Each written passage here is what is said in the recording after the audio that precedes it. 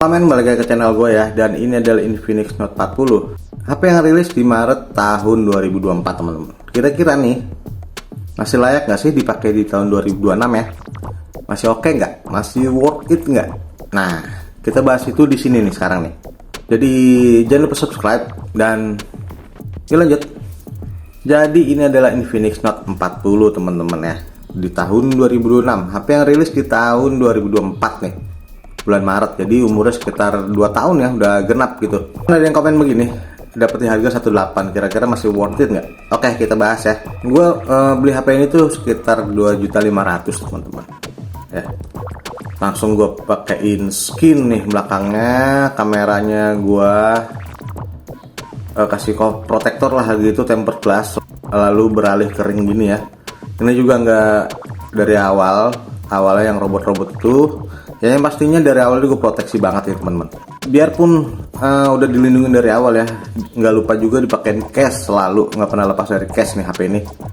Tetap aja tuh grepes tetap ada, titik-titik kayak ngejamur gitu, karena frame ini dari polikarbonat ya, bukan metal. Ini kalau disentuh sih halus ya, nggak ada teksturnya, cuman jadi titik-titik kayak itu gitu tuh. Nah kayak gini teman-teman, ini pemakaian case ya.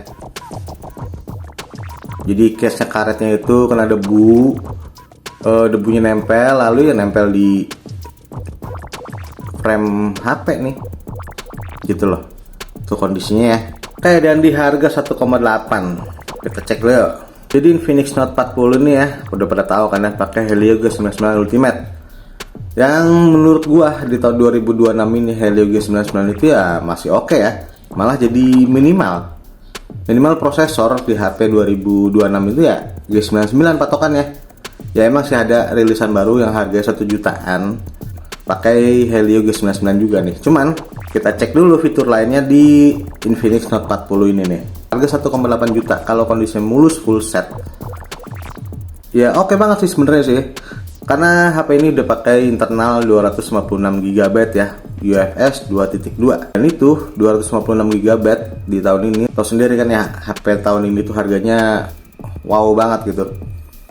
256 GB 2 jutaan tuh di harga 2,5 juta ke atas ya, sampai 3 juta malahan. Ini pakai UFS 2. Baterainya 5000 mAh. Dan yang gue pakai seharian itu bisa dari pagi sampai malam lah gitu. Apalagi ini fast chargingnya cepet banget ya teman-teman. Nah justru yang kalah itu selama pemakaiannya kabel chargernya. Itu baru 3 bulan atau 4 bulan pakai gitu udah rusak gitu. Gue beli lagi di Calcare harga 26.000. Dan akhirnya yang dari Calcare itu masih normal sih, dan ngebut juga ngecasnya karena takut rusak lagi. Akhirnya gue pakai ini nih, punya Acer. Ini support juga fast charging 2.0 teman-teman. Udah pernah dibahas juga di channel ini, bisa dilihat di card sini ya. Fitur lainnya nih dari Infinix Note 40 udah support bypass charging ya kan untuk ngegame, dan juga support wireless charging gitu. Nah di paket pembeliannya itu gue sih dapetnya MagSafe ya, yang power bank itu nempel. Tapi kan berikutnya dapetnya magnet ya, yang bulat. Cuman yang disayangkan ini aja nih bener nih, bodinya gampang banget ngebercak gini ya. Beneran ini padahal dipakein case terus ya, teman-teman bisa lihat lah di video-video gue soal Infinix Note 40 itu case-nya banyak banget itu, nggak pernah lepas dari case ya HP ini. Dan kameranya 108 megapiksel triple kamera. Nah nanti kita review ya kameranya kayak gimana nih. Dan video ini juga bisa jadi perbandingan nanti ketika udah dapat update XOS 16 Android 16 nih teman-teman ya.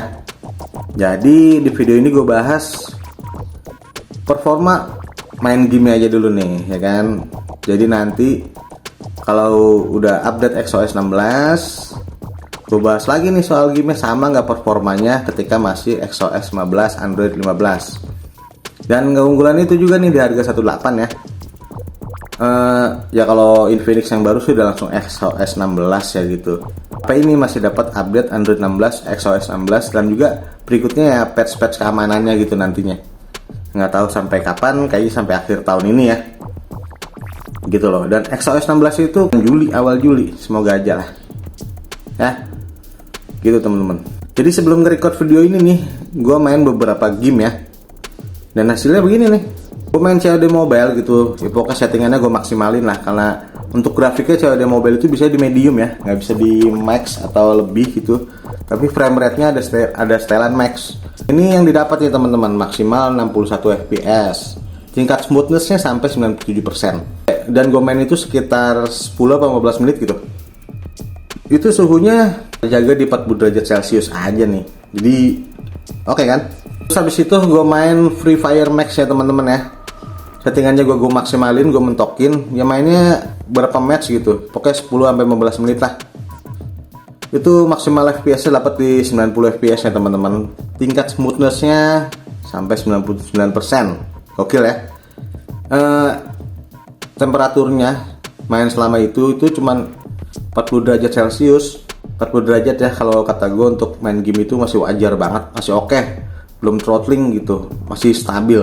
Nah lalu gue coba PUBG Mobile ya teman-teman ya. Itu juga awalnya gue setting ke frame rate lebih tinggi, dapetnya di 60 fps juga, dan tingkat smoothness-nya 99%. Ini temperaturnya paling tinggi nih.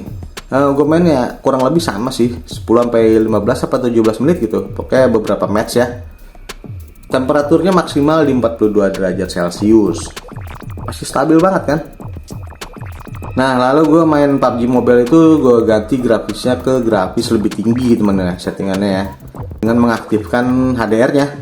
Dan hasil lagi nih teman-teman ya, dapat frame rate maksimalnya di 40 fps. Dia masih oke sih untuk main game, nggak nyendat banget 40 fps gitu. Nah maksimal temperaturnya itu 40 derajat juga. Ini sekitar 25 menit nih kalau nggak salah gue main nih. Nah jadi untuk main game Helio G99 itu ya masih oke banget. Ya menurut gue sih game-game yang tadi itu game-game minimal bisa dimainkan hampir semua device ya. Gue nggak main Mobile Legends soalnya, jadi nggak gue tes, nggak punya akun ya gitu.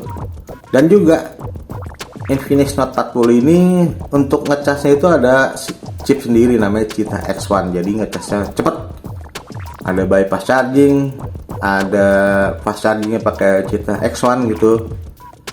Terus juga ada wireless untuk ngecasnya itu.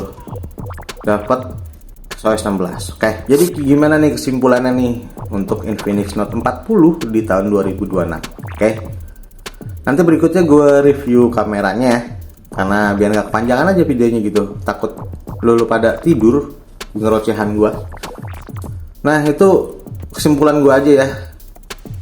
Kalau ada yang salah atau pengalamannya beda dengan teman-teman, tulis aja di komentar gimana tanggapan teman-teman Infinix Note 40 di tahun 2026 ini. Oke, keunggulannya yang tadi itu ya, Infinix Note 40 di harga 1,8 juta. Second, udah pasti second karena udah nggak ada barunya. Layar udah AMOLED gitu teman-teman ya, pakai UFS 2.2 untuk internalnya. Ukurannya 256 GB. Terus juga ada bypass charging, wireless charging, chargingnya ngebut karena pakai Cheetah X1 gitu, chip sendiri. Terus juga masih dapat update Android 16 nanti. Nah jadi video ini ya, ulasan gue tadi soal game itu, nanti ketika ada update XOS 16, Android 16, gue bikin lagi nih videonya gitu. Performa main gamenya sama nggak dengan yang tadi gitu kan. Jadi buat dibandingin tuh teman-teman. Oke. Desainnya kece, kamera gede, kamera 108 megapiksel. Ya kan, gimana nih untuk kameranya? Nanti video berikutnya, makanya di-subscribe aja channel ini, notifikasi diaktifin semua. Jadi nanti buat perbandingan di update XOS 16. Oke. Ya teman-teman, itu ulasan gue ya, pendapat gue soal Infinix Note 40 di tahun 2026 ini. Dan kesimpulan gue masih layak kayak gitu. Untuk game-game standar ya minimal yang tadi gua tes lah gitu, itu masih oke banget, bisa main game dan dengan lancar gitu. Nah kalau menurut teman-teman gimana nih Infinix Note 40 ini ya di tahun 2026, masih oke nggak? Barangkali punya pengalaman yang berbeda gitu pemakaian Infinix Note 40 ini. Dan see you, bye.